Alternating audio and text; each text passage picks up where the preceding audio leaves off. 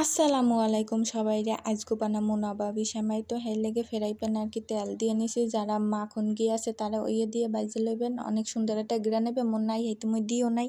প্রথমে আর কি দেশালাম অল্প একটু সেমাই, হাইপার দেখি মোর মন বাড়ে না, হাইতে পুরো এক প্যাকেটই দিয়ে দেছিলাম। হাইপারে 1.5 চামচের নেহান দিছি গুঁড়ো দুধ আর হাফ কাপের মতো দিছি চিনি।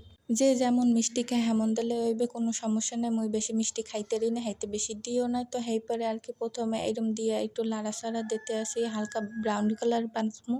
ভাজার পরে এই যে সাইডে উড়াই রাখছি, তো এইরকম একটা মোল্ড নিছি, মোর এইরমই আসলে কেকের। তো হাইপারে আর কি এইরম দিয়ে বিছাই লইছি।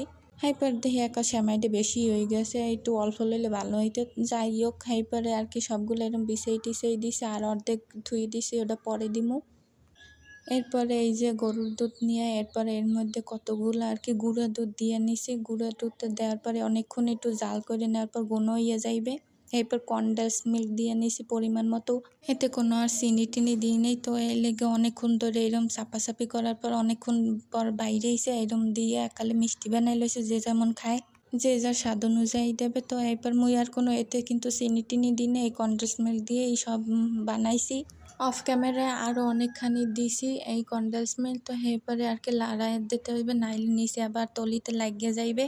এরপর অনেকক্ষণ আর কি অপেক্ষা করতে হবে, আর একটু ব্লক হওয়া পর্যন্ত। তারপর অনেকক্ষণ অপেক্ষা করলে এমনি গুণ হয়ে যাবে। এরপর আবার মুই একটু মিষ্টিটা চেক করছি ঠিক আছে না, এরপর পুরো পারফেক্ট। এরপরে দুধটা জুড়ে নেওয়ার পর আর কি কর্নফ্লাওয়ার দিতে হইবে, প্রায় 1.5 চামচের মতো দিছি। গরম অবস্থায় দিলে কিন্তু দলা পাকাই যাইবে। এরপর আর কি আস্তে আস্তে সবগুলো মিশাই নিছি। মিশাই নেওয়ার পর হ্যান্ড উইক্স দিয়ে ভালোভাবে লাড়িয়ে মিশাই নিছি, নাইলে কিন্তু একালে দলা পাকাই যাবে। এরপরে গ্যাসটা জ্বালাইছে, ওই সময় কিন্তু বন্ধ অবস্থায় সব কিছু করতে হইবে। তারপরে এরকম লাড়াচাড়া দিতে হইবে। এই পর্যায়ে কিন্তু আর কি করলে হইবে না, মানে লাড়া বন্ধ করলে হইবে না, তাইলে আবার তলিতে লাগিয়ে যাইবে। যেহেতু কর্নফ্লাওয়ার দিছি, এরপর সুন্দর করে লাড়াচাড়া করে একটা ঘন হয়ে যাবে। এই যে থকথকা হয়ে গেছে, প্রায় অনেকখানি হয়ে গেছে। এরপরে লাড়তেই হবে লাইডে মুখ ডালিয়ে দিছি। এরপর দেখি কিরিমি হয় না, বুঝলাম কি হয়ে গেছে। যাই হোক, ভুল হয়ে গেছে। এরপর উপরে যেটু আসলে সেমাই হেডু সব দিয়ে দিছি। সেমাইটা খুব মচমচ হয়েছিল অনেক। তো এইগুলো প্রথমে দিয়ে এরপরে প্রায় 2-3 ঘন্টা আর কি আসলে ফ্রিজে। এরপরে মুই প্রথমে কাঠবাদাম দিয়ে উপরে একটু ছড়াইয়া দিছি, খাইতে অনেক ভাল লাগবে, অনেক মজা হয়েছে। আসলে নবাবী সেমাই বানাই যাইয়া দেখি আর মোর গরিবী সেমাই হয়ে গেছে।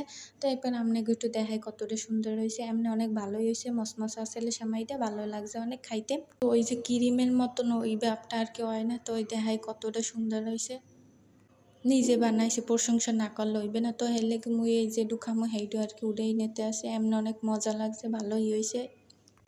এই যে দেখেন কতটা সুন্দর হয়েছে, খাইতে ভালোই লাগছে, খারাপ না, চলে মোটামুটি। এই তো শেষ।